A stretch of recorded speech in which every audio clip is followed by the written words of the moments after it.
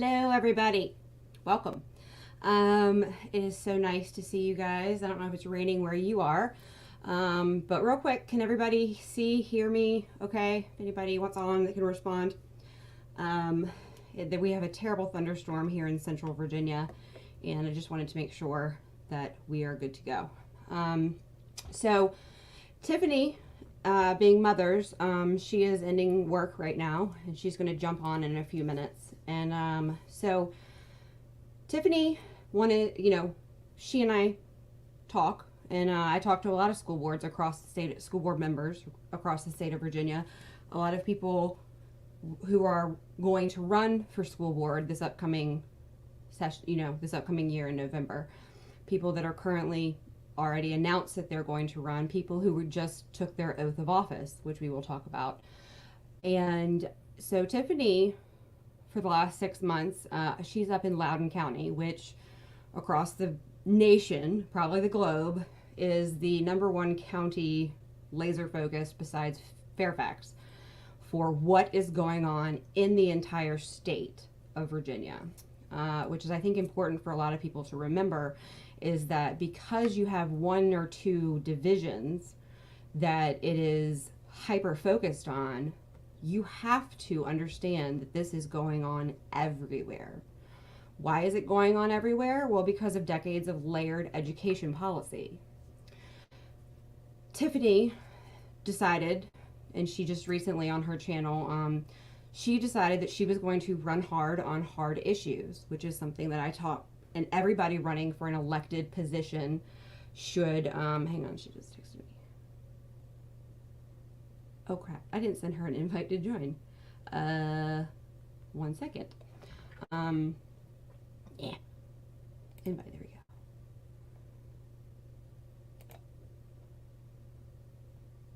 Hold on. That is so bad. Sorry guys, mom brain, and I didn't send her the invite to get in the channel. So, but she's here, so, okay. So, sending now, Tiffany, there you go. Sorry. So she'll be joining us in a second. Okay. So, she decided to run hard on hard issues. And what that means is that you don't broadly talk about, education reform. I'm going to reform education. I'm going to ban CRT, because that's something that, over a year ago sounded wonderful to every parent in Virginia. But the truth is that you can't ban CRT. And CRT is just a tiny part of the problem. It is, then you have social emotional learning, you have PBIS, you have restorative justice, you have layers where CRT is kind of like the diversion tactic. Where, so she took office and walked right, I don't know if you guys follow Loudoun, but walked into the biggest hot mess of pudding, we'll say, that, and is holding her ground, probably stronger than I can't imagine anybody walking into what she got elected to do. And we're going to talk to her as soon as she joins us. She's got the link, so she's coming on. So she has walked into a steaming fire, we will say. And I wanted to talk to her about how it's been, and then we're going to talk to her about, how she prepared herself. And then, like the thumbnail says, is that the road forward. And I kind of got into a Facebook battle today, just while we're waiting for her, with a couple people about saving education. Why are you trying to save a broken system, a Marxist, anybody that knows anything about, there's 100 years of history about the sexualization of children, how parents, even a year after our red wave, still parents have no clue what's going on inside their schools. There is no transparency. And it's not that I'm advocating to save it, because I do think that it is beyond saving. I think that we are going to have to dismantle and then like a phoenix rise from the ashes. But that's not reality. Reality is that as a prior single mother, as my husband, who I rarely see because we had to pull our children. One we pulled, and one I refused as a 5-year-old to send into Chesterfield County, which is this small, tiny division of 63,000 children that nobody talks about, that James Lane plowed through before he went to the VDOE. So, and she's right here. But so, it's really important to understand that it's to simply say pull your kids and save them, because guys, the truth is that you can pull your children, you can put them in a bubble, but that doesn't save America. It doesn't save a generation. So we have to think bigger than that, and simply just thinking that trying to save a system that we can't. We have to think reality, like currently and long term. So we have to think about, so the road ahead is the next year, what goals we have to have, and also in the next 4. But like those who lean to the other direction, we have to think long term. We have to stop thinking in like tiny increments. Okay, we won this 4 years, because they think long term.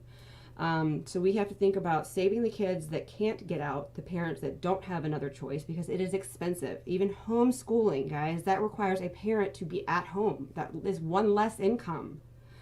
None of these answers, and that includes school choice, is not a blanket term, is that none of these answers are simple. And so to simply throw out, why are you trying to save an education system that's destroying children? Well, because for most people in Virginia, especially unless you're high upper class, it is the only choice.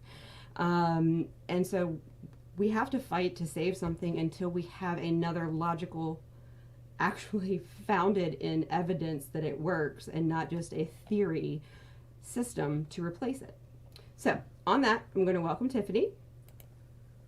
Hey Tiffany, Hey, how are Anne. you?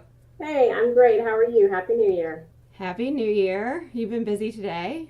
Uh, I've I've been busy since I started my campaign in the spring, and I know there are people that started a lot earlier than I did. I jumped in a little bit late, but yeah, there's no rest for the weary here. And I was listening to what you just said about saving our country and looking out for our children, and that's my number one goal, and that's my reason for being is my own children, and I know it is yours as well. And my passion for education, my background in special education, and the work that I do every day with children and applied behavior analysis is why I got into this to begin with. So yes, busy, but I am fighting the good fight is how I look at it, and that's what we need to do. That's what people have got to be prepared to do as we move forward.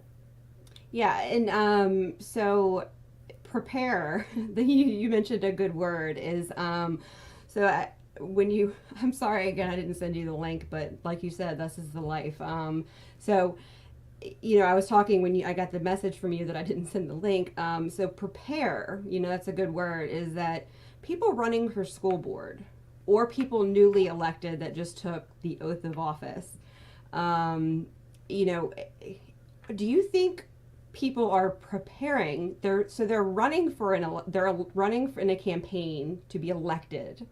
Do you one think that people are taking their oath of office to be on a school board? And again, this is all just Tiffany's opinion. Um, do you think that they're preparing themselves, and also how did you prepare yourself to take? I mean, because everybody watching knows that you were running for the hottest seat.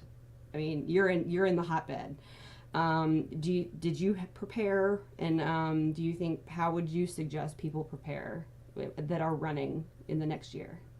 So, as far as preparation goes, I prepared myself the very best that I could. I mean, I obviously familiarized myself with all the processes and procedures that I needed to do in order to put my hat in the ring. But I think when it comes down to true preparation, I think it's actually is really a behavioral issue, because I think anyone who is running, I mean, anyone who's running for any office, no matter whether it's board of supervisors or you're running for a higher office, you're running for school board. We know school board is the hotbed right now, and one of those reasons is that parental rights have been usurped, and we've seen it happen all over this country, time and time again, especially over the past. I mean, this has been going on for years, but it was kind of quietly happening under our noses, and parents obviously kind of grew to become more aware of what was going on during COVID. But it's behavioral in the sense that you have got to run hard on hard issues, and you were the one that told me that. Actually, you were one of the first people that kind of planted that phrase in my head: run hard on hard issues. And that's tough to do, because behaviorally you're putting yourself in a position where you're facing, you're taking arrows from both sides in that sense. And that's what I did. I ran hard on hard issues, and I knew that I needed to choose those issues and lay down my principles and my ethics and my values and stick to those, stick to what I said meant something to me as a mother, as a parent, as a taxpayer, as a former educator, and hang on to those things. And, obviously those things for me were parental rights, getting identity politics out of our kids' curriculum, which, that could take us, I mean, who knows? I mean, we could be sitting here for decades before we get to the bottom of that, because that's how long it took us to get here to begin with. But and obviously making sure that we're doing the right thing for our teachers, because of so many layers of bureaucracy that you come up against in a public school system. And so preparation, I did attend a school board training seminar, like a day-long training seminar where they kind of walk you through everything that you're responsible for as a school board member. But you cannot, I really don't think, especially not having ever had experience in politics, which I'm a product of that. I never once had any interest in politics prior to, I would say, really prior to 2021. I mean, I'm talking about like a real interest in how is this truly, how's all this legislation truly affecting my children and other children throughout this country every single day at the very base level. I never really thought about that before, because I, like many other parents, trusted that the public school system was doing what it should be doing for my children. And so bottom line, to prepare, I do think it's behavioral, because you have to prepare yourself behaviorally to run hard on hard issues. And we're in a place like no other right now, like we've never been, at least for me in my lifetime, that I've never seen. And you can't run for office now in any capacity, because I don't care if you're Republican. I'm not married to, I'm not, while I have, obviously I have conservative values and principles, and I've never hidden that, and I'm not hiding that, but I'm not going to marry myself to one party over the other, because quite frankly, they're both messing up when it comes to doing what's right for our kids. And so, like I said, my allegiance is to children. And I think anyone who's coming into the political ring needs to think about that, because like you said, who inherits the earth? The meek shall inherit the earth. They are the ones who matter most right now. Yes.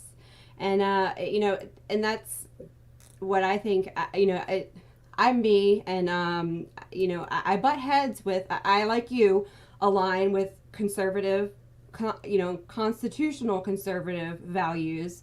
That is where, but I also, my allegiance is to nobody but, the truth, my children. I don't have an allegiance to a political party.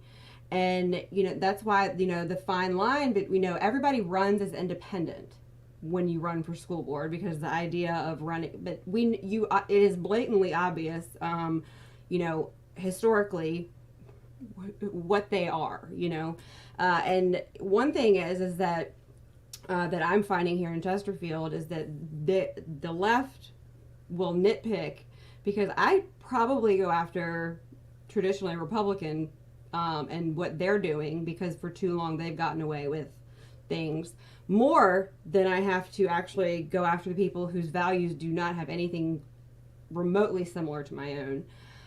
So I cannot be accused of being partisan, but is that I get Republicans a lot of the times telling me that I'm ruining the brand and I'm actually restoring the brand, is, kind of my, and it's very hard, but if you want to run for school board, and, is that you have to put your political affiliation to the side. And because what you're going to find when you get into this swamp and you start to pick apart, education policy and what's been done, is you're going to find both sides are guilty. Now you have, like, one side is, obviously driving more of a radical, ideology into it. But the other side has been, equally complicit. But it's in a much more, like, muted fashion that's not as easily noticeable. And that would be, like, the data collection that, it would be, so there, it's an equal assault on children and education. And Virginia is decades behind. And I tell people this all the time that ask me, how did you learn all of this? Because I've only been doing this for 14 months. Like, literally, I was a trusting mother sending my kid to school. I didn't even wake up because she was in 4th grade and I had a 2-year-old during COVID, because my 4th grader was fully self-sufficient and she did everything, and I was chasing after a 2-year-old. So, is that, once you start to just, like, understand what's going on, you can't look away. And that if you run, and this is what, now Chesterfield, now I watch Spotsylvania, I watch Fairfax, I watch Loudoun, I've been to 7 or 8 different divisions, actual school board meetings. And so I challenge everybody next time. So the second Tuesday is Chesterfield's. You will be blown away how 5 people, 3 Republican, 2 far left wing, sit there like, there's no debate, there's no argument. They sit there and they literally are like, yay, yay. There's no, and so it's like watching, it's frustrating for, like, Spotsylvania, we'll just say, like, it's a battle there every month. But on the other side, I tell people, watch Chesterfield. It's equally as frustrating to see people voting and not even conversating about things that that they don't believe in. So do you think, so what has it been like? I just want to jump in. I mean, I know that you had a meeting last night, and I heard that there was a little bit of here and there about, chair, and, I didn't have a chance to jump in and watch, but what is it like there? Because you have an interim superintendent? We or do. Is your new superintendent? Yeah, we do have an interim superintendent at this point. That's Dr. Daniel Smith. And he took over, obviously, after Scott Ziegler was fired. And he was previously acting as chief of staff. So he is obviously the current interim superintendent. It's not a secret. I did not vote for him to be appointed to that position. And the reason that I did not vote for him to be appointed to that position is because after what I have seen occur in the school system over the last couple of years, after I have been made aware of what was in that grand jury report and what I've seen unfold in the days after that, meaning no change at the administrative level, my confidence in someone, right. I didn't have confidence at that point. I didn't have confidence that that as the acting superintendent that he would do what needed to be done. And now obviously he has been appointed, and I support him being in this position right now. But as a school board member, one of my jobs obviously is to both hire and fire superintendents. So while I don't have any control or any purview over whether or not administrators are hired and fired, I do have that. Well, obviously only 1 out of 9, right? But I do have that capability to step forward and say, hey, as superintendent, here's what I feel like you need to be doing. These are the things that I want to see in a superintendent. And I don't, clearly at this point, I don't hold the popular opinion on the board, and that's not been a secret. I've been quite outspoken about my position on where we are right now in terms of the fact that I would like to see the house cleaned out, because I think it needs to be cleaned out, because it's very difficult for me to do my job at this point as someone who was just elected, coming in November, literally being dropped in. There was no, there wasn't even a period of time where I was sort of, on hold as I prepared to come into, to take the oath of office in January, right? It was just special election. You're elected, you're in there. And so obviously so many things have unfolded since I've been there in the middle of November. But we need leaders. We need leaders, and leaders are people who will face conflict and run at it head first. Correct. And I haven't been confident in the leadership, obviously, and I haven't been shy about my outspokenness. I spoke about it during my campaign. In fact, I was one of two people who ran for school board out here who openly said all the time, yes, I would support the firing of Superintendent Scott Ziegler. Number one, he lied to the people of this county, and that led to further sexual assault occurring. Right? Correct. I mean, there's just zero reason that this should have occurred, and it absolutely could have been prevented. And the proper protocols were not followed. Things were not done the way they should have been done. And who suffered as a result of that? Children and families. And they will deal probably for the rest of their lives with a situation like this. How do you recover from that?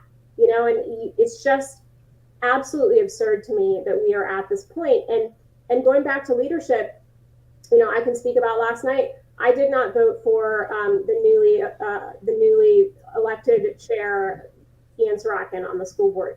I did not vote. I voted against. Actually, I should say, not that I did not vote, but I voted against. And I voted against the newly elected vice chair, who is Harris Mahadevi, and he stepped into that role.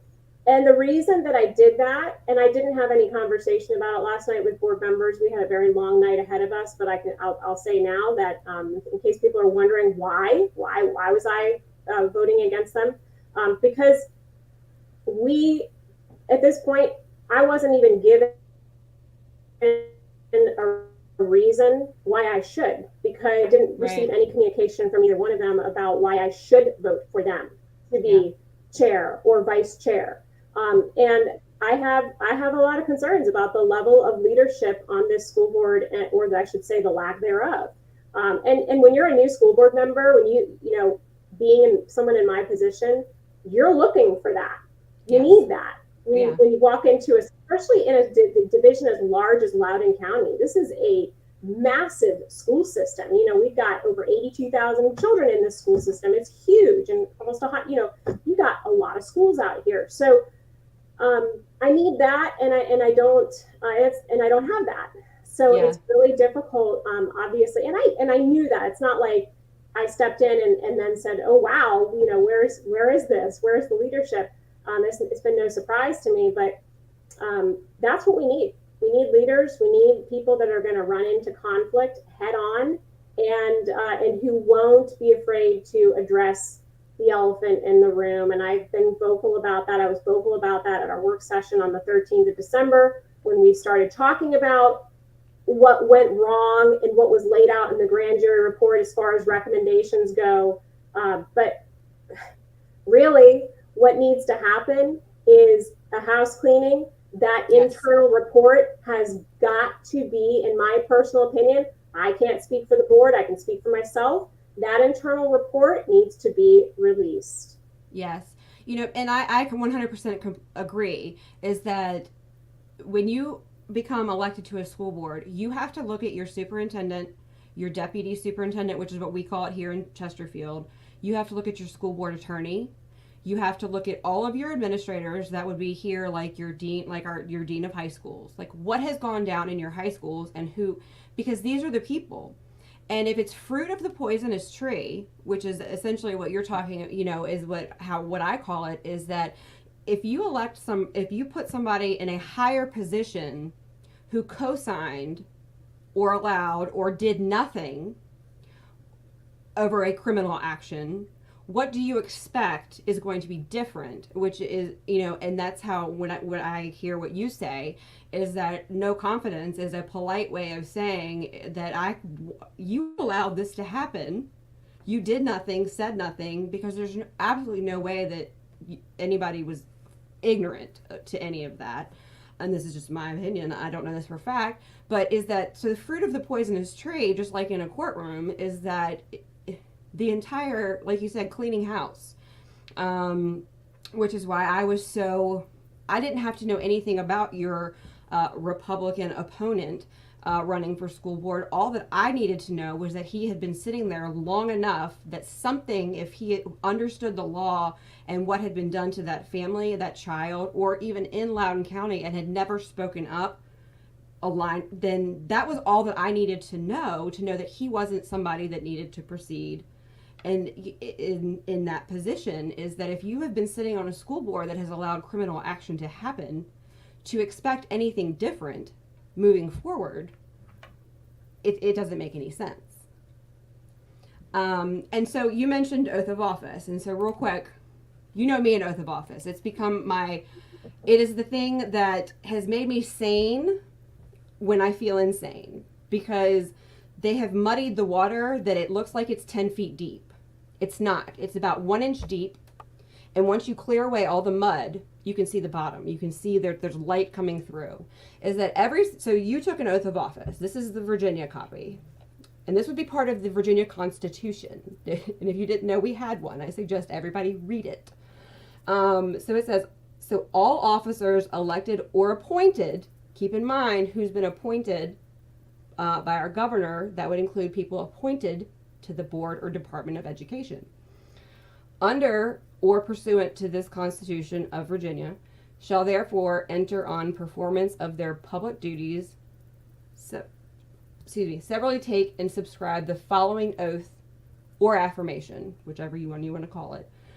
I do solemnly swear or affirm that I will support the Constitution of the United States and the Constitution of the Commonwealth of Virginia, and that I will faithfully and impartially discharge all duties, that would be everything in it, incumbent upon me as your name, according to the best of my ability, and if you feel like it, so help me God. That is an oath of office that every school board member, that everybody takes. And it's really that simple. So for people like Chesterfield County, who unanimously voted to adopt the transgender model policy verbatim, which people don't think, and that, without even a discussion in under 3 minutes, is that removed parental rights. All of them. And if I had known what I know now, it would have been a different battle. But now here we are, hindsight, is so that you have every single person that voted to adopt that policy that violated their oath of office. And so it doesn't have to be a race war, a culture war.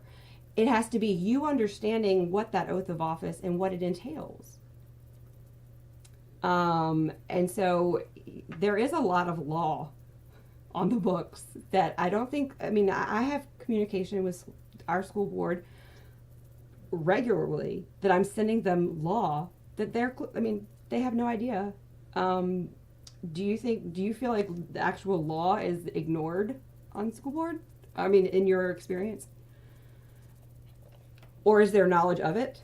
Well, you just mentioned in terms of, sorry, I think there was a lag there. What you just mentioned in terms of the policy that was adopted down in Chesterfield, same policy that was adopted here in Loudoun County, same policy that went all over the state of Virginia, that in itself usurped parental rights. Parents, and I said this in my campaign, this was one of my platform, the pillars of my platform, parental rights. Parents have a fundamental right to the care and of course and education upbringing of their children. You cut them out of that place. Sorry, there's a echo. Cut parents out of equation. You have violated the Constitution. Correct. You have violated. This is from Virginia. you know. And last night I live streamed the entire, I just turned it on our channel for those of you to, and the JCAR hearing um last week, because I finally got the footage that they had pulled down. And so if you want to go back and you want to talk, I was sitting in that room, and the only way that I can explain it is it was like being, I can't say on YouTube or whatever, but it was like watching yourself getting, because as a parent, to have a group of people telling you that they know better what should be done to children, and literally we are not going to tell parents, I mean, and then watching people cheer it on as this is happening, and then watching people do nothing as it's happening. Like, it was, I left there with the most disgusting, but so it's about 3 hours long, but I everybody should go through it and watch it if you can. You'll probably, I was literally screaming the whole time. Like, they didn't kick me out. The deputies actually laughed because it was the most, but they pandered, there's the ACLU, and they would not let, I mean, it was, they acted like parental rights was like, and so the law is what we have to go back to. And so then you have, so it's, I mean, these are just slides that I've had from other shows. And so we talk about like, what is it, you have to talk about what is a fundamental right, because people just think that it's like, when I say trans rights are not human rights, people are like, oh, you're a transphobe. No, I'm not. You have to understand what a actual human right is. And what a privilege is that we have to start talking about the law. I'm not being hateful. Once you're over the age of majority, you're over 18, you can do whatever you want. I don't care. I don't care. But you're, you know, what you do inside schools, you're not going to exclude me. You did not birth, adopt, or take the, because with rights comes responsibility. And that's one thing that I read in reading Supreme Court case that people don't understand. As a parent, you want to take my right away from me, but you take no responsibility with it. So you want to do whatever you want with my child and exclude me, but the ramifications of those actions, you don't have anything to do with, you know? So the suicide rate goes up because you took my right away and did whatever you wanted with my child. Who's held responsible? Not you. You know, so that's the thing. Rights have, and that was in reading Supreme Court cases regarding parental rights, which goes back over 100 years, is that with rights comes responsibility. No right is free. And, you know, so like a parent, you have to feed, provide, take care of your children, make sure that they have everything that they need. And if not, then you get your rights taken away, which is where the 14th Amendment comes in. But one that I found really interesting, and this is just like, so there, I mean, there's so many. Okay. So this would be Parham v. U.S. This is Supreme Court. This is, now if you want to, Troxel v. Granville, which was the 2000 case, that is the one where you can find the most encompassing, like they actually go through all of the different, now I'm not talking about like this, you know, 1929 cases regarding homeschooling or any of that, or the Amish cases that go way back 100 years. I'm talking about the last 30 or 40 years. And it actually, like, so this would be Parham, I don't know, Parham, I live in Chesterfield, and we actually have a Parham Road, and people say it different. But, so this would be Supreme Court 1979. The statist notion that governmental power should supersede parental authority in all cases because some parents abuse and neglect children is repugnant to American tradition. And that was the one that I was like, that's what they're saying with this new policy, is that because some parents they can't prove any child has ever actually been abused for saying that they were transgender. So sitting in that hearing, that's their excuse. And I've been to Orange County, I've been to multiple counties, and they use the the guilting of children will kill themselves and it will be your fault. Have you heard that in Loudoun? Like, have in the debates that have parents have said, or schools or teachers? Oh yes, and that's everywhere. That's been all over. You know, we know that's been all over the country. I've heard it all over the place, and you know, really, what I was thinking about just a few minutes ago when you brought up some of these case, you brought up this case, and you brought up the law. I think behaviorally, one of the reasons that it works so well in their favor to deny constitutional law is because then people are hooked on emotions and they're making decisions based on emotion. And if you cut that out and you say we follow the law, that's where we go. It removes the emotion, and then it removes the politics, right? Yes. But that wouldn't be conducive to passing Correct. these policies that violate constitutional law. Yes. And in fact, there have been plenty of studies that have shown that children who go on to receive this affirming care end up committing suicide at a higher rate than children Yes. who do not. So, Yes. I mean, it's completely absurd, and it's in like you said, it's done to bring the emotion in and hide the constitutionality of it, which is that with that fundamental right, you don't get to come in and decide that you know better for my child than I do when it comes to the Constitution. I'm sorry, that's just facts don't care about your feelings, right?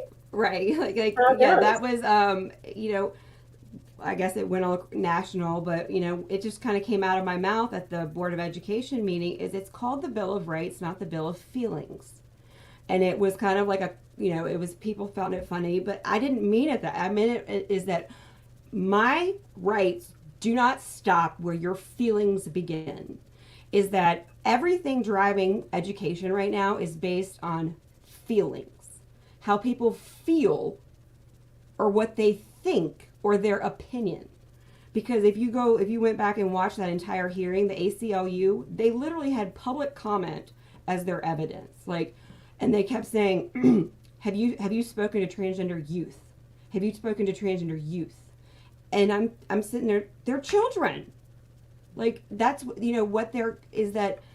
And I parents all the time ask me, well, my child doesn't want to be opted out for this, that, and the other. And I'm like, I can't tell you how to parent your child, but is that you are the parent. And I think parents have right. to. And go ahead. I'm sorry, I didn't mean to cut you off. That's fine. Sometimes I need to be cut off. No, you go ahead, finish. But I'm going to say is that you're the parent, you're the adult. And whether your 11-year-old wants or feels comfortable with you opting them out of extremely inappropriate, whether it's family life in kindergarten or whether it's, social emotional learning systemic in every single class, because I kicked the door down on that. And I can tell you, I tell them, first of all, your child will probably, because they're learning on these computers, they're not going to know most of the. I have an extremely damaged 12-year-old from public schools that being singled out would have absolutely destroyed her. And she never knew the stuff that I removed her from because it's all done in a computer. And so they're not singled out. But if they were, I tell them, is what I have to say is that what's going to take later on is going to be far worse than you preparing your child for a little. And then once we become numerous children, like SOLs, like I pulled my daughter out of SOLs, didn't tell her. She's a child. I don't have to tell her. And she said it was an auditorium full of kids because parents have been pulling their kids out of SOLs forever. Is that once it becomes more than one or two, because the opt-outs will jump on that quickly too, is that, so the path forward is, I think that we agree, is acknowledging the law.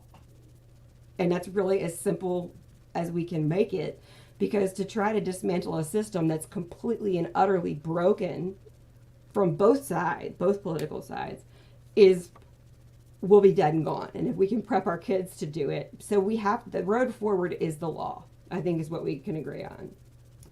Absolutely. So we talk about, real quick, and I wanted to talk about due process. And this is where I'm headed personally as a parent.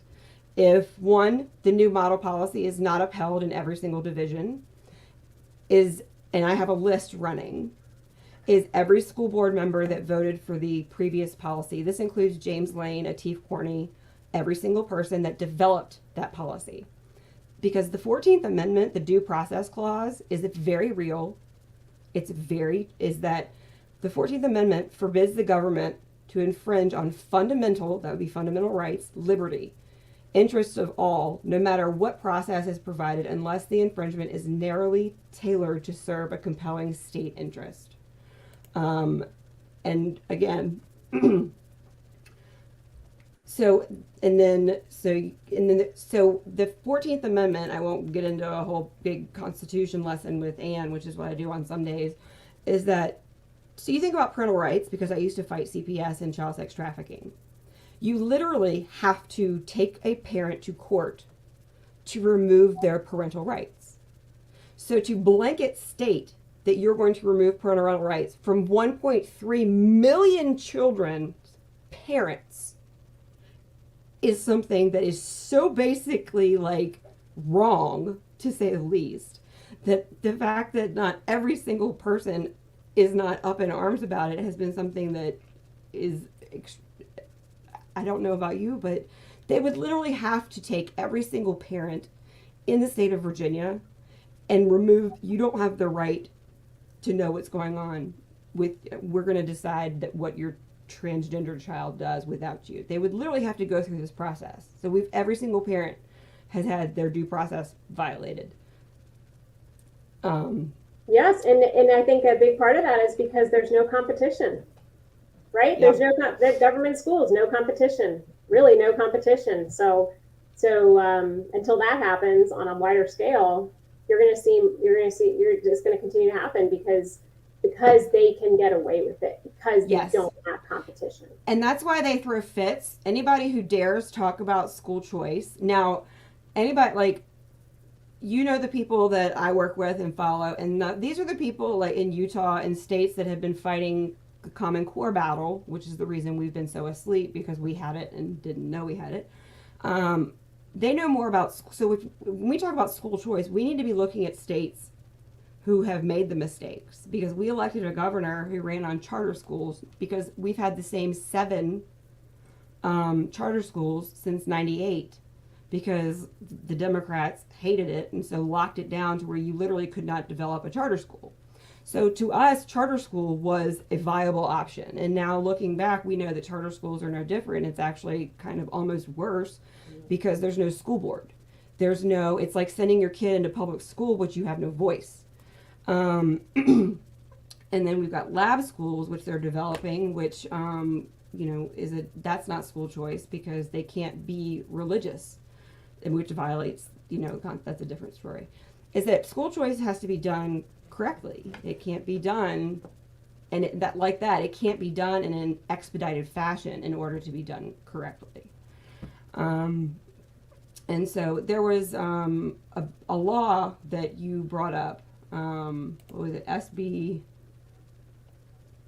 873, I think. Is that it? 832? You're talking about the transparency? Yeah. Yes. Yep. So the transparency in education. Let me see if I can pull it up. All about fundamental rights of parents. Let's see.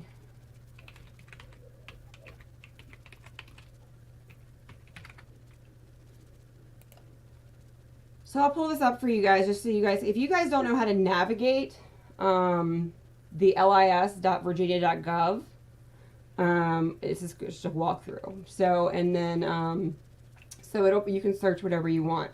It's, so you can go to bills and resolutions, and then all legislation, which I do this regularly, and if you follow me on Facebook, or follow Virginians for Children's First, everybody needs to go through these, because there are some, like this one, I'm just going to show you real quick. Wendy Gooditis has decided that there needs to be a commission on social media for disinformation. So just a glance at what everybody is, that you need to be on top of what bills are going through. So let's go. So this is, wow, they've updated a lot. Okay, I'm going to go back and do it the easiest way. Let's see. Now this is going to be in the House and the Senate. Let's see. public schools. So this would be SB 832, and Nick Freitas is presenting it in the House, and I do believe that Bryce Reeves is going to be a chief patron of this also. So essentially, it is a right to transparency in education, and reading it is that, so this is how the entire bill reads. Have you had a chance to read over it?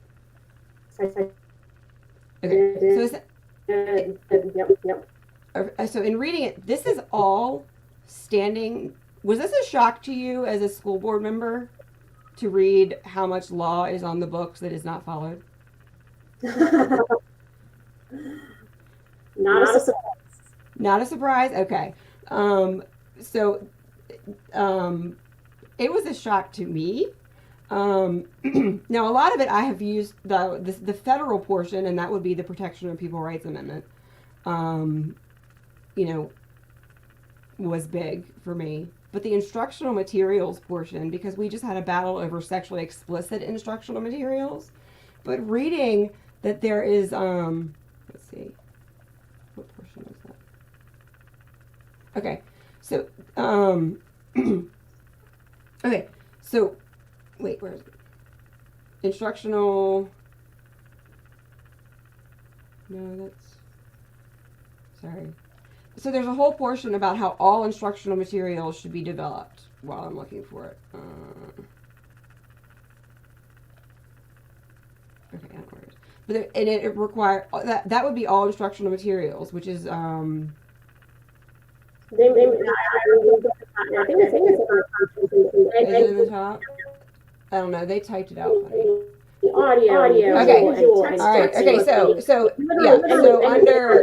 So in accordance to 8VA, and here I'll post this link in the chat for everybody.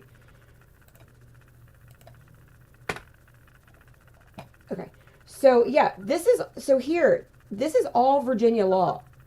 So it says currently on the books. So not just and this is my problem with I call her Donna Cant, who wrote the sexually explicit one, is that there was already law on the books that participate in textbook approval. Now, textbook means print or this is defined in the Code of Virginia. So because they haven't changed it, doesn't matter. Print or electronic media for students that serve as the primary curriculum basis for grade level subject or course. So that would be every single web app is subject to the process in which parents have a right to receive notice when this material is under consideration for approval. It is to be listed on the division website, made available at designated for review. Access to a list of criteria the local school board uses to evaluate these instructional materials. Review any instructional materials for approval, and request that the school board reconsider the selection of the textbook. So it is amazing to me. And so that's why this, I think, has to be the year of transparency in education. Because Virginia is one of the only states that has 0 textbooks. And so think about it. Think about the days when you had paper that you could look over. Or you had a textbook to look through. Like you said, we go back to the trust thing. We have trusted far too long. And so as a school board member, and this is going to be interesting to see, now this is all standing law, so it's interesting to see how this is going to play out, because everybody wants to talk, that I've talked to, this is all law. They all took an oath of office. How can you vote down a bill that only recognizes law that is already standing when you all took an oath of office? So it's going to be very interesting to see how this plays out, because there is not one part of this that is not standing law or federal law. So that would be the U.S. Constitution or the Virginia Constitution. So in closing, because I've got to go get my kiddos, what part of this, and I think that you had mentioned, so when we talk about moral education. Yep. What's, okay. Okay.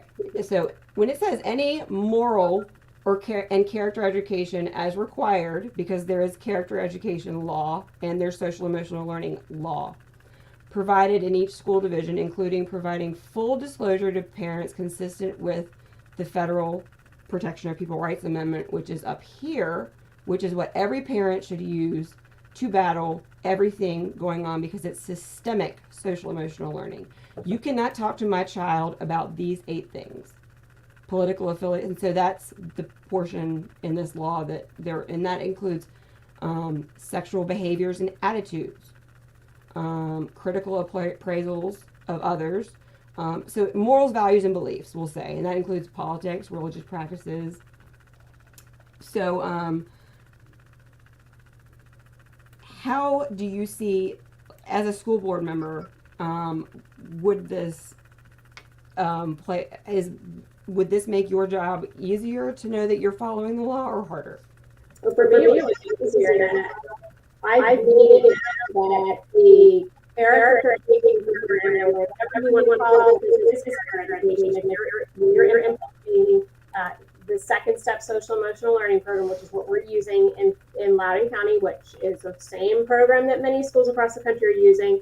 In the state of Virginia, the Code of Criteria for Character Education states that there shall be no religious or political indoctrination. And you have programs that are affiliated with companies like Learning for Justice that are pushing out all of this political nonsense to our children, asking them about sexuality, talking to them about sexuality, and violating PPRA. So here we are.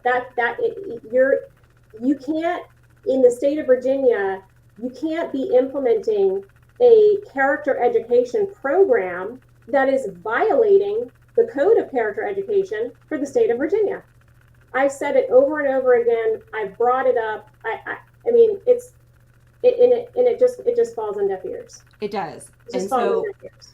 I think making a law to acknowledge law, I feel like what now, this is just me and my my Minority Report pre-crime brain, where I go, because people, I don't foresee the future. I don't have a crystal ball. I just use common sense. They're going to say this is redundant. Is what the battle is going to be. And so it's going to be parents, it's going to be school board members, it's going to be teachers, it's going to be people coming to testify to say this is what we need. We didn't know any of this. We did not know. So having 18 million separate laws in 18 places, because you guys don't have an authority training you properly. And that's, I'm going to say that, so the VSBA can pull out of the NSBA, who called us parental, terrorists, but they're still part of the poisonous tree, fruit of the poisonous tree. So to think that authority is going to appropriately educate school boards how to follow the law, to me, is absolutely asinine. And so you don't have anybody educating you as to how to do your job and to follow the law correctly, because the whole tree needs to be burnt down. And one thing, so I'm going to highlight, so Zachocracy said, Virginia has 0 textbook, blows layman's minds. Correct. I think I was on Unwokeable or something, and when you talk to somebody who has an immense YouTube following, and you mention that Virginia has 0 textbooks, and people go, huh? There's a problem when you talk to people and because we assume that what's going on here is the status quo, no. Like, Virginia is not normal that our kindergartners are learning to read on a Chromebook. Like, I had a parent contact me, how is a 5-year-old supposed to read on a Chromebook? 0. And yet we are applauding school districts for putting one-to-one devices in 5-year-olds' hands, right? Yeah. Yet we're so happy that that's happening. No, a 5-year-old needs to hold a book. They need to hold it. They need to feel it. They need to touch it. And they don't need to be sitting in front of a screen to do that. And like he said, and keep in mind, And I had, in Hanover, I had a parent reach out and say, I can't get these parents to understand why they need to opt their child out of this climate survey. And I said, one, when you see climate, you need to understand how racist is your school, is what the, and then you have to, so that in itself, you have to understand the verbiage. But two, you have to understand that anything click, in that Chromebook is going somewhere. What is it doing? Is the main thing, is that when it was a file cabinet years ago of papers, it was not freely dispersed amongst the World Wide Web. Is that everything going on inside those books? And let me pull up real quick. I sent you, now Chesterfield hates that I have this stuff. But, and people ask me, how do you find all this? I have paid for one FOIA in my life. Is that if you are diligent enough, you can find pretty much anything. Is 500 pages of, let me see, where is it? Of data share agreements. 500 pages. Of course, I can't pull it up right now. Well, maybe that Data Protection Act is going to blow this open, right? Oh, yeah, the Virginia Consumer Data Protection Act that went into effect on January 1st. That the only policer of that is Jason Miyares. And I've been screaming about that for how long now? 6 months? Even Siobhan Dunnicant, who wrote the bill, who wrote the law, this was a law under Northam because historically left-leaning people hate data collection, except in Virginia. I have had a conversation with Elizabeth Warren, somebody that historically I would never align with. But normally the left hates data collection because it targets transgender and minority children, because children in gender dysphoria will look up certain terms. Because guys, if you don't, like, if you have gaggle, go guardian, securely, bark, those are the 4 big ones. Virginia was the first state to have threat assessment teams mandated by school boards. That includes, they literally are surveilling every single thing children are doing in those Chromebooks.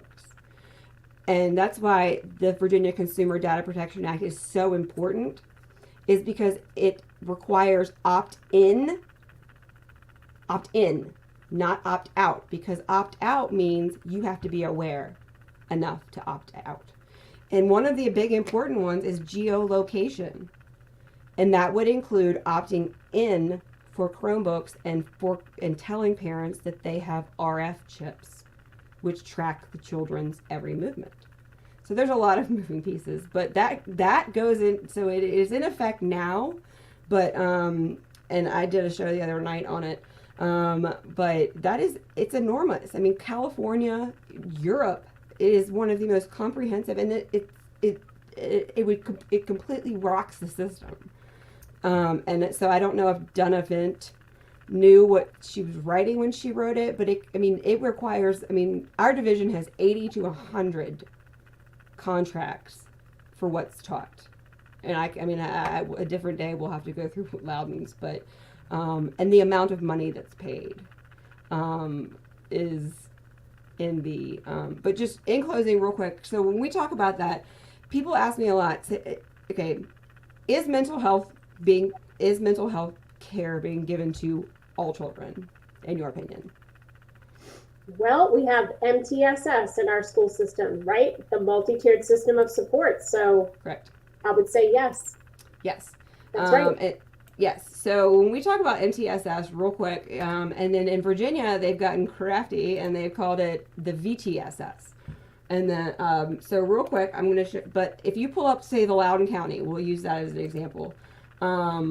If you pull up your strategic plan, you guys literally say, MTSS versus VTSS, but it's the same thing. And in closing, so under the MTSS umbrella, you've got PBIS, but right here, Tier 1 is the core. And you can type this up and you can find it anywhere. But so you'll find, like here, so this is trying all. So when they talk about, you'll see this triangle, is that, so just to clarify in closing, is that all children are getting mental health support. And then they go to tier 2 and tier 3. And then for that, think about what, and so when my child came home telling me that she had generalized anxiety disorder, because they've again usurped parental rights, that they need to provide mental health to all children because of what we're doing or we're not doing at home. And so, just to clarify that I'm not the only person, and I mean, that's essentially, I mean, your previous life or what you do as a non-school board member is that this is more of your, I guess, purview than mine. Well, and you cannot blanket behavior. You can't. It's individual. You cannot, and it blows my mind that anyone can think that by slapping a tier on a group of kids is going to address their needs. Yes. Not to mention the fact, like you said, that it's usurping parental rights, depending on how that's being unfolded. Yes. And that's, so I argue, not only are they giving it to children who don't need it, and therefore talking about trauma to children who are not traumatized creates trauma. But most importantly is that, and this is really, I'll find I think it was Lakeland, Florida, the shooting, is that the children they're missing, the ones that if they weren't giving it to all children because it's systemic in every single class, it is embedded. So I tell every parent, get a login, get a portal, go through your kids' curriculum every night. You'll find it in English class in a book report. Is that you think about the kids they're missing. And Child Protection League, Dr. Karen Ephraim, who is probably where I've learned most everything from, she is from Florida. And she did a study about everything that they missed with the Lakeland I think it was Lakeland, but the shooting down there. And if they have not been focused on all of this for every child, looking historically, red flags would have been sent up. Teachers would have noticed signs and things about these children, because they're giving it to kids. So they're causing trauma, and they're missing the kids who need it the most. But it's been a pleasure, and I've got to go jump in carpool duty. I don't have to the big yellow bus. I've got to do that now. But we will try to jump back on. I appreciate you coming on again. Thank you. Again, you can go back. This was great. Always good to talk to you. It is. It's refreshing to, like you said, run hard for those, running for school board is, if you actually want to make change, you have to be vocal about it. Because parents are aware enough that they're going to start asking hard questions, and they don't want vague answers. And so, any words of closing, especially, I think, people were starting to announce running for school board, and so any final closing words for parents or anybody? Get into this fight if you're ready to run hard on those hard issues. That we need you. That's who we need. We don't need people who are going to straddle the fence. We don't need people who are, I put out a video the other day saying, you can't reach across a chasm and grab someone's hand. You can't reach across the aisle. And what I mean by that is that we need people that will not waver in their values and their principles, and who will run hard and stick to those issues. Now, obviously, once you get on that board or you get in that group of people, you work with those people. But when I say you can't reach across a chasm, I mean that's just how far things have gone in our system in general, in our government in general. But then you look at education, and you can't. There needs to be a massive course correction, and I think what you said, Anne, is 100% spot on. It's constitutional. It's following the law, and there are no politics when it comes to that. And if you don't like it, you run for office and you change the law, which is what I've told Chesterfield. You don't get to take the community out of policy development and insert the school board attorney because you want to. Here's the Constitution right here. If you don't like it, you run for office and you change it. And that's literally how simple it has to be. And it's the only way that I stay sane some days is because it's so muddy, but it's not that deep. It's about this deep. So, all right. Well, Tiffany and I, we're going to try and check back in because we have a lot to talk about.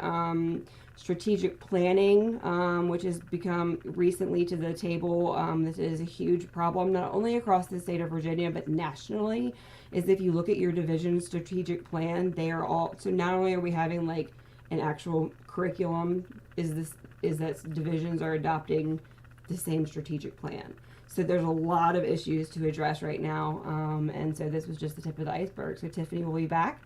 And if you want to jump back, I think it was July, Tiffany and I originally spoke together when she was running. And it was, I think, the first time that we talked about running hard on hard issues. And I am definitely proud that you have found your moral ground and you have not wavered in it, because it is going to take principle-driven people who, at the end of the day, sleep hard and sleep well because they wake up and they know that they are on the right side of history, that they are on the right side of this, and that politics plays no part when it comes to saving children. Well said. All right. Thank you, girl. I will talk to you later. Okay. Bye-bye. All right, bye. Thanks.